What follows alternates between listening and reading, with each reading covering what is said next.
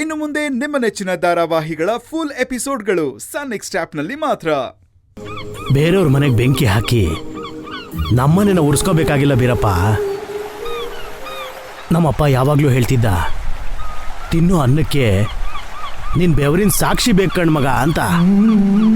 ನೋಡು ಬೀರಪ್ಪ, ರಾತ್ರಿ ಹಗಲು ಅಂದೆ ಹೊಟ್ಟೆ ಬಟ್ಟೆ ಕಟ್ಟಿ ಮಕ್ಕಳು ಹೊಟ್ಟೆಗೆ ಅನ್ನ ಹಾಕ್ತಿವಲ್ಲ, ರಾತ್ರಿ ಹೊತ್ತು ಮಲ್ಕೊಂಡಾಗ ನೆಮ್ಮದಿಯಾಗಿ ನಿದ್ದೆ ಬರ್ತದಲ್ಲ, ಅಷ್ಟು ಸಾಕಣಪ್ಪ ಈ ಜೀವಕ್ಕೆ. ನಿನ್ ದೊಡ್ಡ ಮಗಳು ರಾಧಾಗೆ 26 ವರ್ಷ ಆಯ್ತು.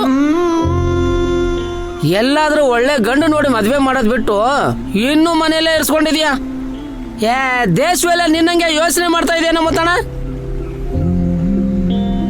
ಊರವರೆಲ್ಲ ತಲೆಗೊಂದೊಂದು ಮಾತಾಡ್ತಾವ್ರೆ. ಮದುವೆ ಆಗಿಲ್ಲ ಅನ್ನೋದೊಂದು ಬಿಟ್ರೆ ನನ್ನ ಮಗಳು ರಾಧಾ ದಂತದ ಬೊಂಬೆ ಕಣಪ್ಪ, ದಂತದ ಬೊಂಬೆ.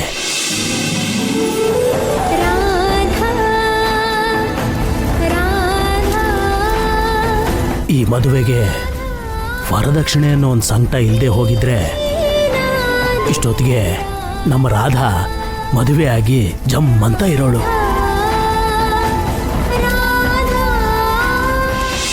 ಬೆಳಗ್ಗೆಯಿಂದ ಏನು ತಿಂದಿಲ್ಲ, ಕೊಡೋಣ ಒಂದು ಬೋಟಿ ಪಾಕಿಟ. ತಗೋ.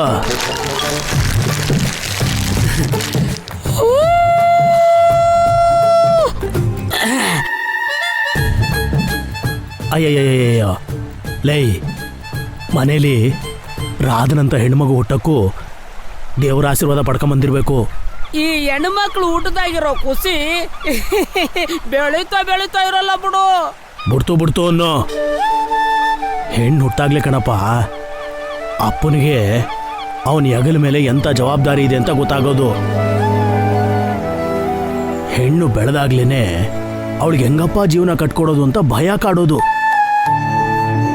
ಆ ಭಯನೇ ಮೈಗೆ ಶಕ್ತಿ ತುಂಬುತ್ತದೆ ಕಣಪ್ಪ. ಏನಂದ? ಇನ್ನೊಂದ್ಸರ್ತಿ ಹೇಳ ಮುತ್ತಣ್ಣ. ಗಂಡ್ಸಿಗೆ ಜವಾಬ್ದಾರಿ ಬರಬೇಕಾದ್ರೆ ಮದುವೆ ಮಾಡಬೇಕು ಅನ್ನೋದು ಹಳೆ ಮಾತು.